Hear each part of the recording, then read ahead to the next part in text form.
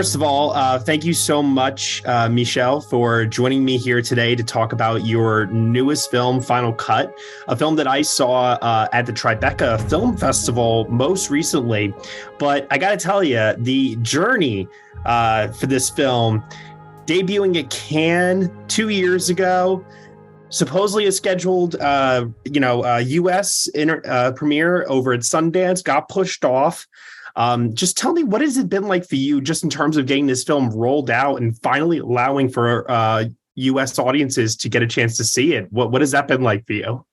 Well, it's I was not in a hurry because actually it's a strange story about that movie. I was working on an animation movie, and then came the COVID and the lockdown. So all the distributors in the world were nobody had money to put in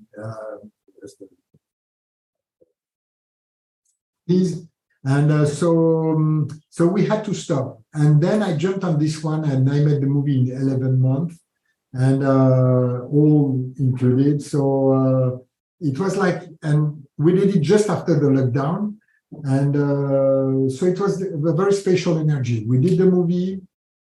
Surprisingly, we went to Cannes. I was a little bit surprised to go to Cannes with that movie, but it was really cool, and especially to open the festival, because the very first day, people are happy and relaxed, and you're out of competition. So it was really very cool, a nice screening, and but I was already working back on the animation movie till 6 months, and I'm still working on the animation movie now. So my notion of the time is a little bit strange for these 2 or 3 years. So it's okay. I mean, and anyway, it's I think it's a very nice movie and very fun to watch, and so it's just about pleasure. And, so I'm very glad to screen it in US now. Fantastic. Well, obviously, if those that don't know, this is a French remake of the 27 Japanese film, One Cut of the Dead. So can you tell me just a little bit about the first time you saw that film and what gave you the inspiration to want to tell your version of that story? It's special because, as I said, I was blocked with the financing of the animation movie. So we had to delay and to push the beginning of the production. And so it was the very beginning of the lockdown. And I started to work, and since a while, I wanted to write a comedy about a shooting set, one day on a shooting set, because I had so many stories of people acting so weirdly, and people with egos, like huge egos and everything. And not only actors, believe me, it can come from anyone. And so I started to work on this, and I spoke for something very different with the producer, Vincent Maraval. And at the end of the discussion, he asked me, "What are you working on?" So I told him, well, the movies, we can finance the animation movie, so I'm working on this and this, and I started to tell him the story I was working on the shooting set, and there was something with the one-shot sequence, and I could hear smiling on the phone, and he said, "Listen, I just bought the rights of a remake of a Japanese movie, and please watch it." So he sent me the link, and I haven't heard about the movie, and it was very, very confidential. In fact, maybe 2,000 people had seen the movie, and so the very same night I watched the movie with my wife Bernice, and I thought it's great. It's a great idea. His structure is much better than mine. It's clever, it's smarter, and so I told Berenice, I think I will do the remake, and she was like, "What? Really? You're gonna do that remake of that movie?" And I said, "Yeah, it's gonna be great." And so I jumped on it, and as I said, we did it in 11 months. they could find the money very easily because it's a cheap movie. I mean, cheap in a way. It's not an expensive movie, so we could do it quickly. So one of the roles that gets reprised in your version is the role of the producer, played by Yoshiko Takahara. Can you tell me a bit about bringing her on board and how did that come to be? Well, the premise of the movie, the script, there's something a little bit tricky. I mean, you can believe it, but to do a live movie for a platform with zombies, there's something a little bit tricky to make it believable. And with that actress, she's so incredible. She has such a very strange energy, strange face. She's really. She comes from the fiction area. She's a character. And my point is you can buy everything from her. Coming from her brain, everything is possible. Yeah. She can make that platform. She can decide to make a live movie for the opening of the platform. And you buy everything. So it was very important for me to ask her and to hire her. And she was so happy because she has a strange story. She was not an actress. I mean, you know her story. Mm-hmm. Yeah. So she was so happy to travel and to come to Paris and to work with us. And she's such a nice person. And we really enjoyed working together. That's fantastic. I love hearing that. I do want to talk to you a bit about so many shots in this movie are extended takes where there's a frantic sense of urgency to the filmmaking to capture everything as realistically as humanly possible.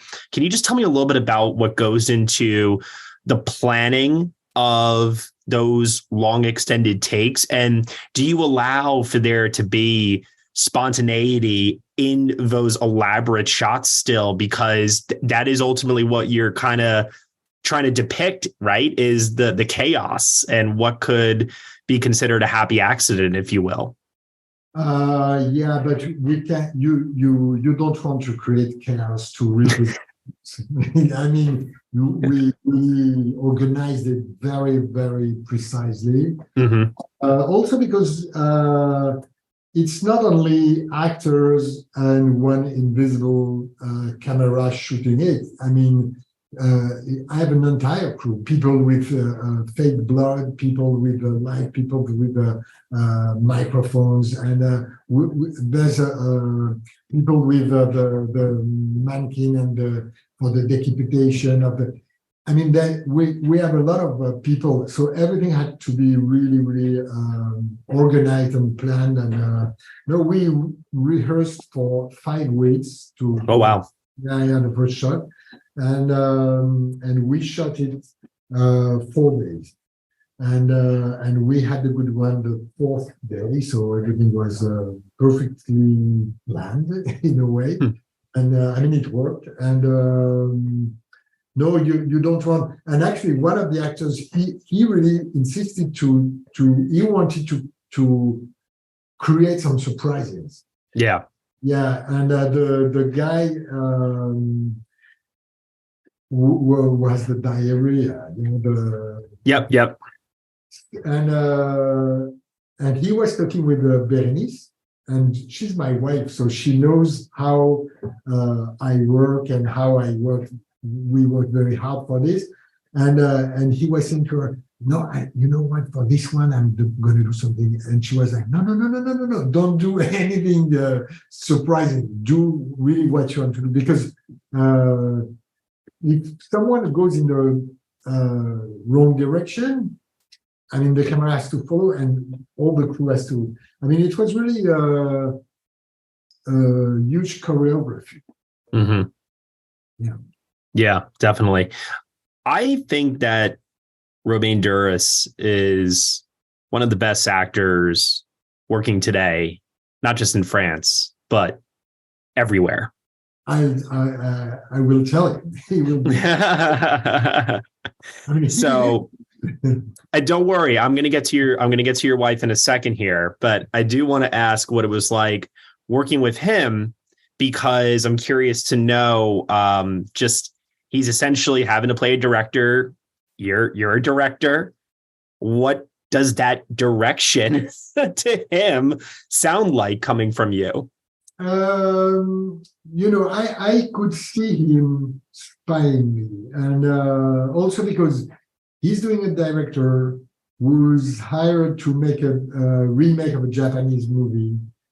His wife was played by Berenice, with my wife in the real life, and also my daughter was playing his daughter in the movie. So Yep. obviously, I knew that he was looking at me. The movie is not a self-portrait, not at all. Mm-hmm. But still, I knew that, for example, if I was doing a gesture like this, he would redo it just to not to imitate, but to try to keep the flavor of it. He's really the nicest person you can imagine. He's very quiet. He's listening. He's like a cat, actually. He's really like a cat. He's very discreet. He controls what he has to do. He's very independent. And we rehearsed for 5 weeks, as I said, and it was really, really cold in that building where we were. And the 7 actors who are in the shots, they all came for the 5 weeks from 10 a.m. to 6 p.m. And Romain was here, Berenice was here. Sometimes they were just rehearsing for 5 minutes because they were not in the sequence. So they would wait, and nobody was nervous. Nobody said anything, never. And I think it's really thanks to him and Berenice, because they were maybe the most, not famous, but experimented actors. And they were so quiet and so available that everybody was like, so really, they've been, both of them, Berenice and Romain, were really great. And it's really a pleasure to work with that kind of actors. From OSS 117 to most famously The Artist, working with your wife, Berenice, here again as well with Final Cut. Tell me, what is it about working with her that helps to push you as an artist? Well, she's first of all, she's a very good actress. Of course. Yeah, no, she's really a very good actress. But, I think cinema is a little bit, not misogynic, but sometimes like a man thing. And character, it's changing now, but the woman character, usually the producer and even the directors, we put the actresses in a small box, and we say, okay, she's doing this and she's doing this. And I really have a great pleasure to not to reinvent, but to explore new territories and new characters with her. And it's very challenging, and it's very, I have to say, I don't really write huge female characters. I don't know why. It's more about male characters. It's like that. And I'm not proud of it, but it's like that. And but for her, I'm very happy to find some very different things, and to seeking or it's fun. It's a game. So it's fun to do. And also on set, I mean, she's really perfect. I really. I mean, every director should work with her. I mean, she's the best friend of the movie. She's very enthusiastic. She helps for everything, and she's great. No, yeah, she's phenomenal. And, I want to just thank you very much because I feel that your connection with her and how you also are able to establish a feeling amongst your crew and cast on set translates in this film's very emotional climax. I really got this cathartic sense of unity, of shared vision, just finally like all coming together amongst all the noise and all the hard work and struggle. And it left me feeling really, really good when the film was over. So if that's what you feel at the end of each project, working with your wife and your family, I just want to let you know that that successfully translated over to us, the audience, in this film. So great job with that. It was a really, really entertaining, fun experience. And Michel, I can't thank you enough for the time here. Thank you so much. Thank you very much. Thank you. All right. Take care.